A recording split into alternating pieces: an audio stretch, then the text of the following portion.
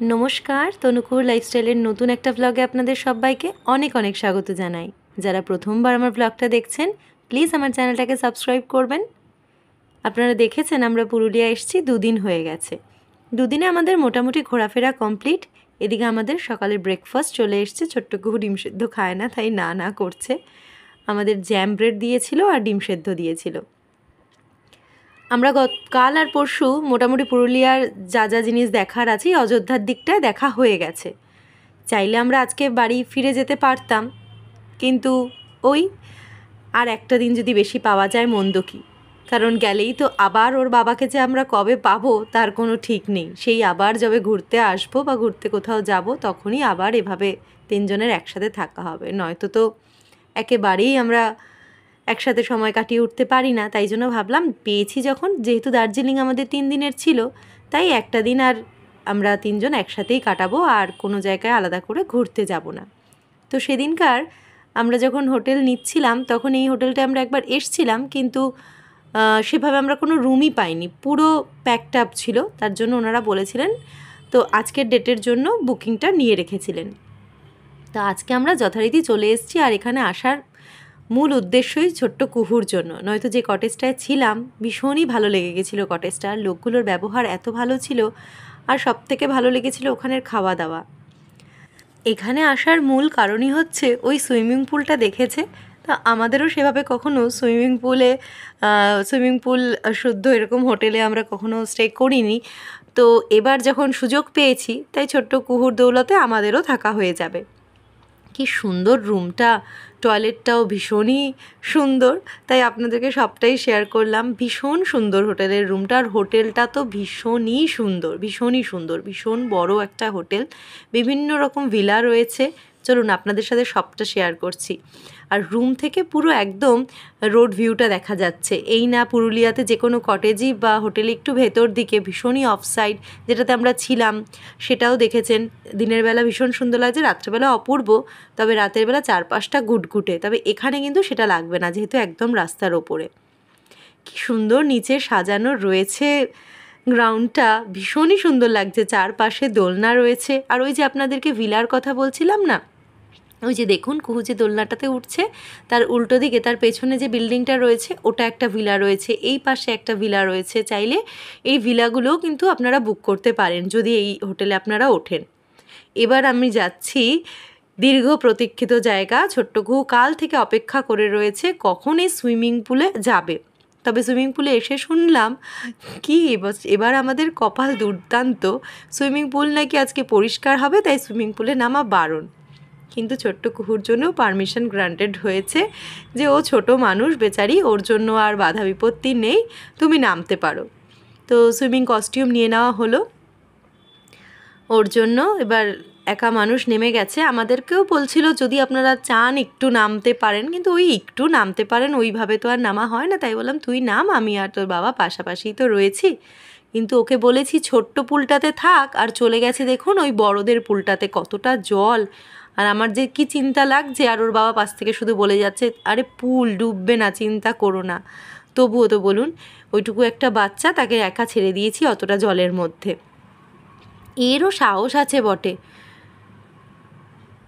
এক প্রান্ত থেকে ও প্রান্ত শেষ নাকি সাঁতার কাটছে। কিন্তু যেই ওর বাবা ধরলো তখন আর ভয়ের চোটে দৌড়।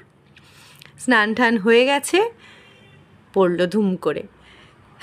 টাওয়ালটা পেঁচিয়ে দিয়েছি, সে কতক্ষণে এই জায়গাটাতে আসবে, তার খুব পছন্দ হয়েছে। ওই যে আপনাদের বলছিলাম না ভিলার কথা, দেখুন এটা হচ্ছে স্বরাজ ভিলা, আর এদিকে রয়েছে পলাশ ভিলা। এরকম এখানে 3টে ভিলা রয়েছে, যদি কেউ ভিলা বুক করতে চান ভিলাতেও থাকতে পারেন। ভীষণ সুন্দর হোটেলটা, ভীষণই সুন্দর, আমার কাছে তো ভীষণ ভালো লেগেছে।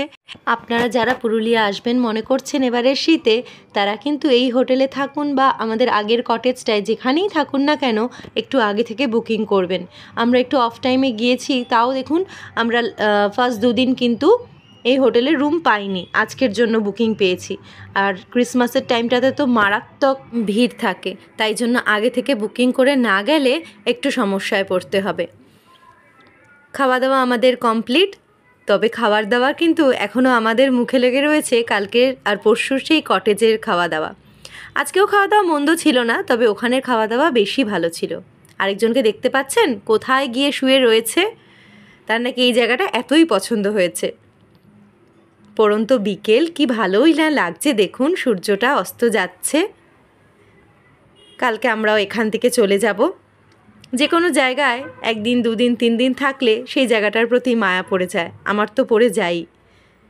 কোনো জায়গায় আসতে গেলে মনে হয় বাড়িটাকে ছেড়ে চলে যাচ্ছি 2-3 দিনের জন্য, সেটার একটা চিন্তা থাকে। আবার যখন কোথাও ঘুরতে আসি আমার এটা ভীষণ হয়, 3-4 দিন যখন হয়ে যায় সেই জায়গাটার প্রতি একটা অদ্ভুত মায়া পড়ে যায়। তবে যার যেখানে ঠিকানা সেখানে তো তাকে ফিরতে হবেই। ওরে বাবা, দেখুন এখানের ছাগলগুলো কি বড় বড়। বিকেলবেলা আমরা এখানে হাঁটতে বেরিয়েছি, এখান থেকে পায়ে হেঁটেই উসুলডুংরি খুব কাছে, তাই জন্য 3 জনে হাঁটা লাগিয়েছি, দেখি কত দূর কি যাওয়া যায়। আশেপাশে সেরকম কোনো দোকানপাটও নেই, খুব সামান্য কিছু খাবারের দোকান রয়েছে। আসলে এখানে লোকজনও তো খুব কম, আর দোকানপাট বলতে যে ঘুরতে যাবার যে স্পটগুলো রয়েছে যেগুলো আমরা গিয়েছিলাম সেই সব জায়গাগুলোতেই কিছু দোকানপাট রয়েছে। এই যেতে যেতে একটা মিষ্টির দোকান পেলাম। এখানে মিষ্টির দাম কত কম, রসগোল্লা নিল 10 টাকা না 15 টাকা, তবে আমিত্তি মাত্র 6 টাকা, লাড্ডুও 6 টাকা, কত সস্তা বলুন। এদিকে আমরা বাড়ি চলে এসেছি, একটু কফি বানিয়ে নিলাম, আর ছোট্ট কুহুর আনন্দের আর ঠিকানা নেই। তাই আজকের দিনটা নাচ গান সমস্ত কিছু করে নেই, কারণ রাত পোহালেই তো আবার বাড়ি যাওয়ার পালা। এখনও লাগেজ প্যাক করা হয়নি, তবে খুব বেশি কিছু যেহেতু বের করিনি তাই তারা নেই, ওই রাত্রিবেলা খাওয়া দাওয়া সেরে এসে গুছিয়ে নেব টুকটাক করে। এখানে কিন্তু ভালো ঠান্ডা পড়ে গেছে, যারা ডিসেম্বরে আসবেন বলে প্ল্যান করছেন শীতের ভালো পোশাক নিয়ে আসবেন, কারণ এখনই যদি এখানে হালকা হালকা ঠান্ডা লাগে, সন্ধ্যের পর থেকে কিছু একটা গায়ে দিয়ে বেরোতে হচ্ছে, তাহলে ডিসেম্বরে নিশ্চয়ই এখানে প্রচণ্ড ঠান্ডা পড়বে। ছোট্ট কুহু আনন্দে নাচতে থাকুক, আমি এদিকে ওর বাবাকেও বললাম চলো আমরা এবার রাতের খাওয়াটা সেরে ফেলি, এসে গুছাতে হবে, তারপর শুয়ে পড়তে হবে। চলুন তাহলে আজকের ব্লগ এখানেই শেষ করছি। সবাই জানাবেন কেমন লাগছে আপনাদের ব্লগ আমার, ভুল ত্রুটি মার্জনা করবেন, যদি কিছু ভুল হয়ে থাকে সেটাও কমেন্ট বক্সে জানাবেন, আর যদি ভালো লেগে থাকে একটা লাইক আর কমেন্ট করে দেবেন। আর যারা নতুন আমার ব্লগটা দেখছেন প্লিজ আমার চ্যানেলটাকে সাবস্ক্রাইব করবেন। আজকের মতন ব্লগ এখানেই শেষ করছি, সবাই খুব ভালো